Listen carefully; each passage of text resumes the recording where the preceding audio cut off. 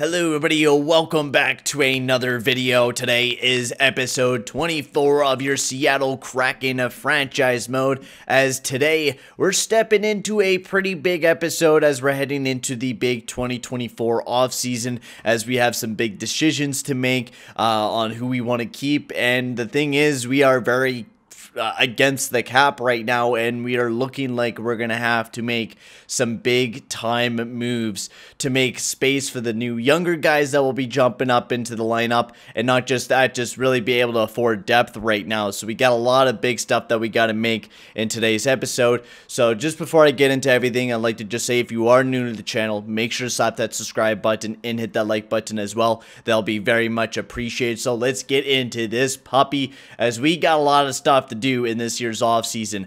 We got a lot of people that we got to re-sign, and the fact of the matter is we only got about $5 million, I think is all we have right now, $5.69 million, which is not enough to afford Denis Gurianov, which is very unfortunate.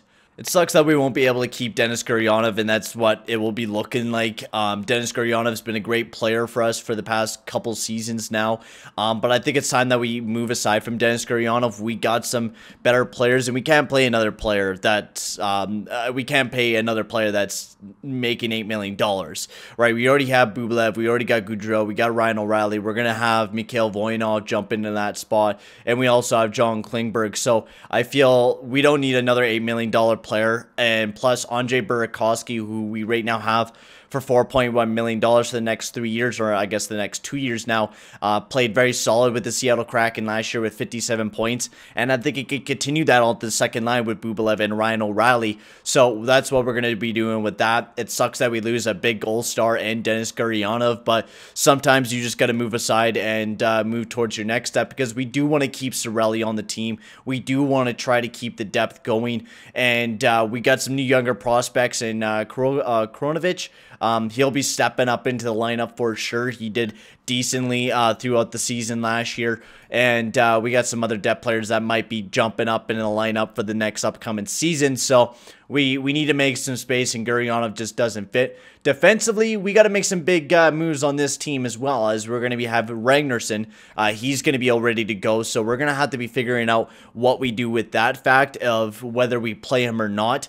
Did we play him during the... No, we didn't play him, but he did great with the Burnaby team there, 43 points in 82 games, plus and minus of 36. He's been a big player, the Swedish, and we got a pretty good defensive core going already, especially with Lars Gunnarsson and how well he did for the team last year. He was an absolute stud playing alongside of John Klingberg. But now is the big decision on whether do we trade somebody, do we get rid of somebody in the roster, like a Lindholm, or maybe like a Colton Parayko, or one of these guys going to be available for our team right now because of the fact that we might not have enough salary cap. I think right now the move that we are going to be making is trading away Tristan Jarry.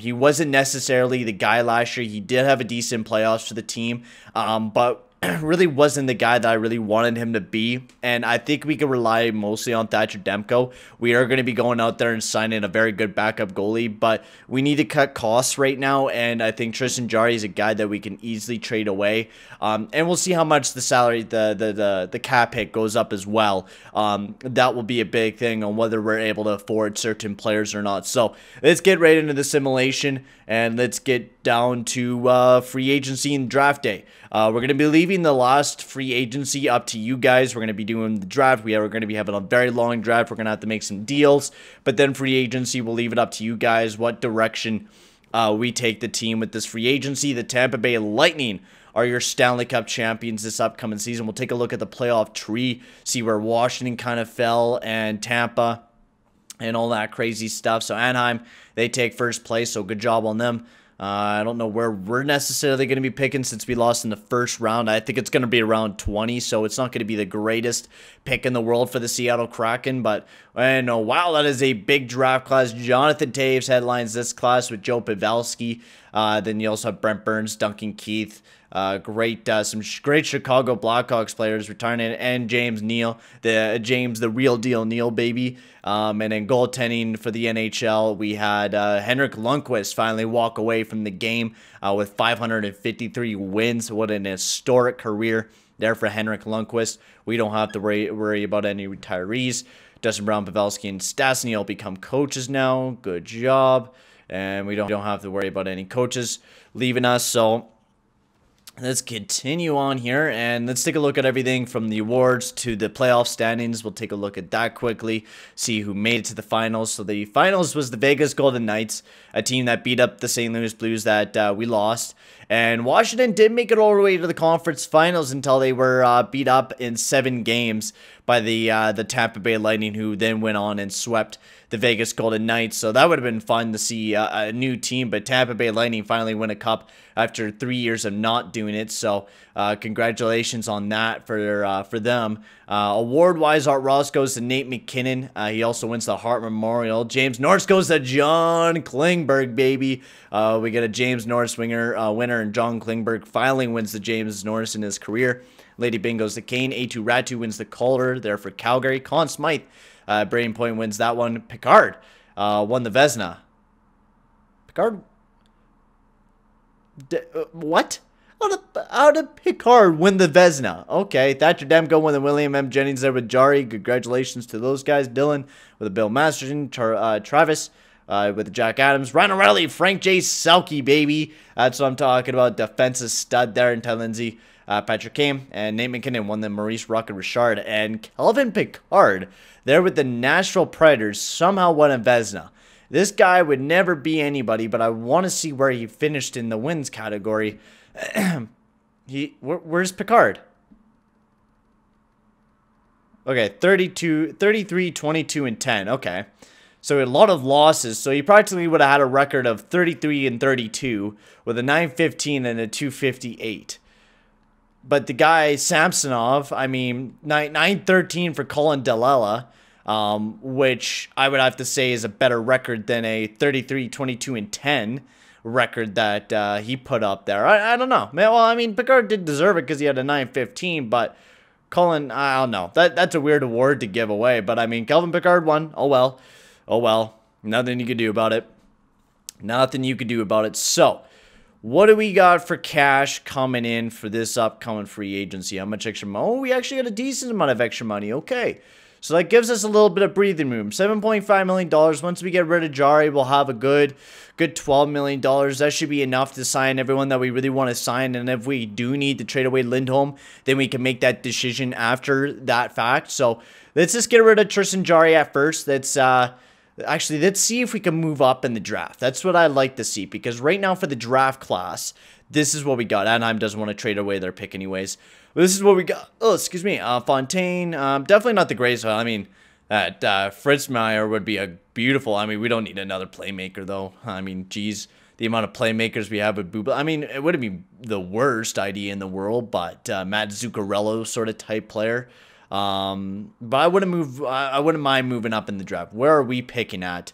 We're at, do we not have it for, oh wow, we're all the way at the 28th overall selection. So we can move up, because I feel like I wouldn't mind moving up, especially since we had a draft pick that we could trade up. So the Vancouver Canucks, they want to move up, and I know we're going to be trading with a divisional rival here, the Vancouver Canucks, but I don't mind helping out a fella mate. They do not want Tristan Jari, but I wouldn't mind moving up, and then we'll just refund the picks with Tristan Jari. So we'll just trade him like a third and a fourth, and then we'll pick up some next year picks as well. We'll pick up like a fifth and a sixth. So a first, a third, and a fourth to move up to the 16th overall, and a fifth and a sixth. No, they do not take the bite, and they still do not take the bite, and they still do not take the bite. So we'll have that 2/3, and some later on picks next year, and a fifth and a sixth. Will that go through? No, it still does not. I guess the 28th is not worth that much, but there we go. A first and a third. We go up to now the 16th overall selection, which I do like, because I was aiming for a player near that area. I pinned him. He might drop down by Patrick Schwartz, a sniper. Mike Gardner. Now, we do have a lot of forwards, and that might not be my target. A guy like a Samuel Mua, defensive defenseman, right-handed, somebody that we could potentially use to replace Colton Parayko in the future. Wouldn't be a bad idea, but this is definitely a forward-driven draft without a doubt. There's a lot of strong forwards in this draft that could be really good players for your team without a doubt, but I think we're going to definitely be focusing on that defensive route here with the team. So we're going to see if anyone wants Tristan Jarry. We're just going to put his name out there. Now remember, he does have a no trade clause, so we're going to have to trade him to a team. I'm pressing find trade. I'm pressing offer trade. I'm a goddamn dumbass. But there's not going to be a lot of teams I don't think that are non-playoff teams that are going to want a $5 million contract. Arizona, Chicago, Dallas. Okay, so there's some teams that are out there that are willing to do some deals with Tristan Jarry. So Arizona, are you a playoff team? You are a conservative buyer. So Arizona is sort of a playoff team, but we'll take a look at them, see if this is a good spot for Ovi was there. He could potentially resign. They're going to have a lot of money. They got a massive amounts of depth. Their defense is not too bad with Soderstrom developing and Chiturin and Ekman Larson. I think Arizona would be a good team, honestly. Well, let's see what else we can find, because there was Chicago as well. Chicago's a seller. Dallas is a seller. There's Florida, LA. Yeah, the only team that is an actual playoff team is the Arizona Coyotes. So we'll do that with them. They will take the deal. They do look like a playoff team, and they look like they could use a starting goalie, and Tristan Jarry will be a perfect guy for the Arizona Coyotes, and hopefully he'll do good there. So 5th for this year, and we'll take like a 4th and a 5th next year as well. So will that go through? No, it does not. We'll take off the 5th. That should go through. Yes, it does. See you later, Tristan Jarry. Thank you for your time on the team. We now have $9.7 million, and that is good enough for me. So this is kind of scary, man. This is kind of scary. The 2 top Pacific Division teams, Nugent Hopkins, the 82 overall sniper, and also Quint for the Anaheim Ducks get picked up by those 2 teams, 2 Pacific Division teams. So we're gonna have some opposition coming here soon, with a lot of developing teams here in this division. So we got a lot of guys that we could go off. Nikolai Trustov, aids and the shooting and the puck skills. 3 years away from being ready. Vesey Lockeson, we didn't scout him. I think we go with Samuel Mua. Good shooting. He's good at physical. He's a Zdeno Chara. He's 1 year away, ETA. And we're all about that now and building for the future. And Samuel Mua, I think, will be that perfect guy for the Seattle Kraken. And he's a 64 overall defensive defenseman. Top 4. I don't mind that pick for the Seattle Kraken. It's a solid player.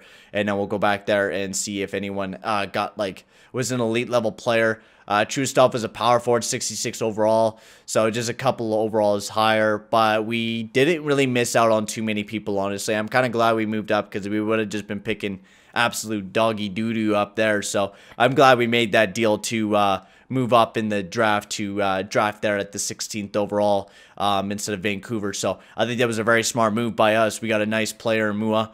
Could be a good future defenseman for the team. So let's see what else is out there. We got some goalies. I don't think we need any more goalies now. It'd just be like really picking it up or trade value, and I don't like doing that a lot. Tanev we could wait on. I'm wondering if there's like any defensemen that we scouted that are looking real good. Not really. I mean, we could go after a defenseman here, and Mikhail Kulisov, another defensive defenseman, 5 years out. We'll see how well he turns out to be. Mikhail Kulisov. It's all about taking bets. We have a lot of bets that we can take. I mean, we got so many picks. It's absolutely nuts how many goddamn picks we're going to have in this draft. Charles Stoner, medium top 6 sniper. I'll take him. Medium top 9, not bad. Just some more trade value, right? That's what it's all about. Some more trade value, some more future pieces for the future for this Seattle Kraken team. I don't mind taking another top 6 guy. He's low top 6, but he could be a nice AHL guy if he does jump up. You never know. He might never jump up to be anything good. Back to the potential-wise, Letang, Volchenko. I wouldn't mind taking one of these medium elite guys. We'll take Marcus Volchenko first. We'll see how well he turns out to be. Medium top 9 once again. We're getting kind of cucked here with a lot of the picks, but we did miss like the 2nd and 3rd round, and usually that's when you kind of find some good superstars in those rounds. I do not mind. We could wait on Shelley. We got Shelley that's going to be coming up. Tanev. Let's pick up Tanev now, just so we can guarantee that. Ooh, baby, a low elite sniper. That's what I'm talking about, baby. Tana for the future. Oh, my lord. I'm liking this Seattle Kraken team, man. Just the drafting, just everything. Emilio Ribeiro, we can't pass up on another goalie. We can't pass up on another goalie, especially for the future of the Seattle Kraken team. We want to keep the future pumping. We want to keep things going, and it's all about refunding those closets, right? Rebuilding, restocking them after you do a bunch of trades, and that's what we're really doing here at this year's draft. There's really nothing else in this draft. It is feeling really, really dry. There's not a lot of good prospects out here. I mean, you got the Tanev. That was a good find for us. But we need to stop picking up left wingers. We got so many left wingers. Eddie Archibald, grinder, low top 6. Of course, that Archibald. So this is our last pick of the draft. We got to make a smart one here. We just got to go after somebody that we know will be a guarantee good player. Oh, I wouldn't mind picking Ulf Haglund, a nice low top 6 player. Low top 9, of course, but he's a centerman, so we definitely needed to pick up a centerman. But that is it for the draft. A couple solid good picks there. Mua and Tanev. Ribeiro was also a really solid pick. Adds to the goalie depth for our future of the team. So not looking too bad here with the Seattle Kraken. We got some nice players that should develop into some, into some really good players here for the Seattle Kraken. So let's get into the contracts of everything. So the forward roster, we are really impressed with it. Burakovsky, of course, up to an 86 now, so why do we need to sign back Gurionov? We don't need to. $9.3 million. Hell to the no. Gurionov will be dropped down. Cirelli, I don't know if he's going to sign with us. He wants $5.4 million. I love Cirelli. I think it might be time that we depart ways from him, and I'll be right back, boys. All right, I'm back, peeps. So, yeah, it looks like we might have to depart from Anthony Cirelli too, which it's going to suck because, I mean, Ryan Strome still has 1 year left on his no movement clause, so there's no way we're going to be able to get Ryan Strome off the team in this situation. We're basically stuck with what we have, and I mean, we could play Ryan Strome on the third line this year. Man alive, did he ever drop off the face of the earth? Because I would like to keep Cirelli on the team. We'll have to come back to that. Andreas Athanasiou, on the other hand, he did have a great season here with the Seattle Kraken. 48 points. Did pretty damn well, but wants $4 million, and we cannot afford that. Warren Foegele, I feel like we just need to build that depth brand new. They struggled during the season, and I think we just rebuild the entire depth of this squad, and I think we do a lot of changes to just everything depth-wise. I would like, oh, I didn't mean to sign McLeod to that type of contract. Fuck! Oh, that's shitty. Okay, whatever. $1.5 million for him to be a fourth liner. That's what he'll most likely be for the team. A fourth liner who's a physical. I wouldn't mind having him as our fourth line centerman instead. Anyways, so I'm not going to be complaining about that. Andrew Mangiapane, we might as well get him back onto a deal. He's always just a nice player to have for the depth of the team. Swanson will get on the team too, since he's developing quite nicely. He could be potentially a nice steal for the team, maybe. Who knows? Otherwise, nothing too much to look at defensively. We got nobody for free agency for defensively, but we might make a deal. With Ragnarsson developing very nicely, we might make a deal, maybe trade away Hampus Lindholm and go with a Klingberg, Parayko, Gunnarsson, Ragnarsson type of combination with Alexiak and Shillington is what we might do. Might be the game plan with this upcoming season, but that's really no guarantee right now. We're going to be having to make a lot of big decisions, and I might end it here because we're getting to the point where we're going to have to make some big ball-busting moves for this team, and look at, good thing we 88 overall. I mean, that's a morale boost. For sure for Thatcher Demko, but maybe he'll keep it for this year and we can make a good run towards the playoffs this upcoming season. But Mangiapane, McLeod, Dahlstrom, Maximov, Swanson. Yeah, now the big thing is, what do we do with our center core? We got $11 million still. We still got a decent amount of money. Do you want to go after somebody in free agent? I mean, no matter what. I mean, Cirelli has been such a huge guy for this team. No matter what you look at it, this guy could be the guy that takes away. I mean, that defensively last year, Cirelli was rough defensively. And definitely not the player that I thought he was going to be. He's had off and on years. Like his first year as a Seattle Kraken, great. Second year, but I don't know. 5.4 for the next 5 years is a steep contract for Anthony Cirelli. He's a good player, no doubt about that. Also, what type of contract does he want as well? That'll be the big decisive thing of what he wants, because we can't keep handing out no movement clause. We already got one on O'Reilly, and we still got a year left of Ryan Strome, and he does not want anything. No trade clause, no movement clause. But if we do this deal with Anthony Cirelli, are we going to be able to afford depth is going to be our biggest thing. Is what are we going to be able to afford to put alongside of Cirelli, and what do we do depth-wise? And I think we could say, you know what? Let's do it. Let's get Anthony Cirelli back on the team for the next 5 years at 5.4. I don't think it's a bad idea. This guy could be the second line guy that we need instead of having Ryan O'Reilly play that second line. I mean, Ryan O'Reilly is for sure going to be playing on that second line, but he does not, he's not going to be happy with the amount of minutes that he's played over his career. So 5.5 for 4 years. We'll see if that works. If he doesn't, Anthony Cirelli is practically telling us to fuck off. So Anthony Cirelli, sadly, we're going to have to drop him to free agency as well, as he looks like he's not going to be coming back to Seattle. So our entire depth is going to change. Our top six is basically about to say the same, but our bottom six is going to take a whole new revamp.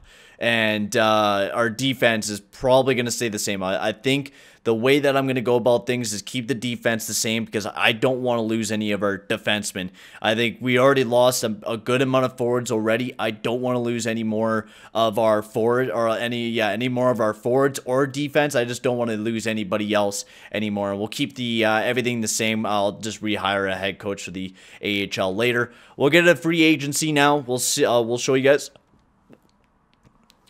Show you guys what's out there and available. Sorry, I just got a damn hiccup like usual when I make these videos, but we'll take a look at what's available in free agency this upcoming season. And wow, Austin Matthews is available in free agency, man. Holy shit.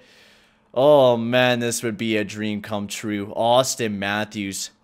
I mean, oh god. The potential if you, I mean, oh dude, don't, oh god, William Nylander, Alexander Nylander, and Austin Matthews are an all-in free agency. Jesus. And I was just maybe talking about upgrading the depth, but I don't think we could really do very much with this team. You got Ryan Strome still stuck on a no movement clause. Unless these guys want to move their no movement clause, we would have to spin the wheel on that, but that case would be so rare. I'll spin the wheel because I don't have the wheel ready, but I will spin the wheel in the next episode. See if Ryan Strome or Ryan O'Reilly would want to trade away, but there's no possible way. If you're a playoff team, there's no possible way that those players like O'Reilly or Ryan Strome are going to be waiving their no movement clause just like that. Austin Matthews we would have to move out Johnny Gaudreau out of the team just so we can make some room for Austin Matthews. But I mean, then we're not being loyal to the player, right? That's our biggest thing, is being loyal to the team that we have. And I think even us picking up Austin Matthews wouldn't fix our problems. Our problems lie within our depth, and that is something that we gotta improve within our depth. And there's lots of players out there that we can look at to sign and analyze over. We'll quickly skim through all the guys now, and then I will go into here.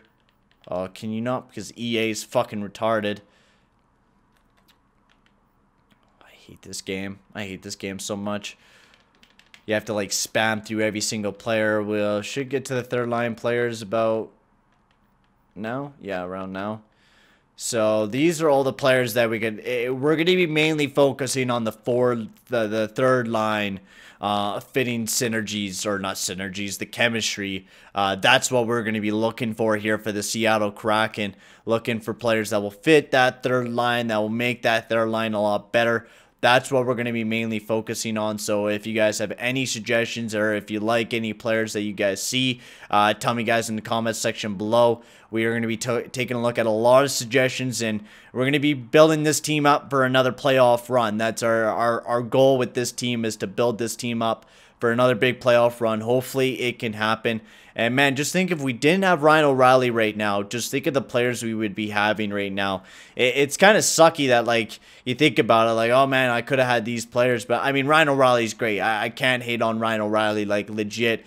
Ryan O'Reilly produced these actually more points than what Austin Matthews did last year. So I'm not going to be complaining about it. I think I'm very happy with the players that we have right now, and we just need to improve the depth and see how year 2 goes. It's going to be exciting. So you guys help me out in the comments section below. Tell me guys what I should do next here with the Seattle Kraken, who we should pick up. Should we trade away a couple players for Austin Matthews? Tell me guys everything and anything down in the comments section below, and I will see you guys all in the next video. Adios, amigos.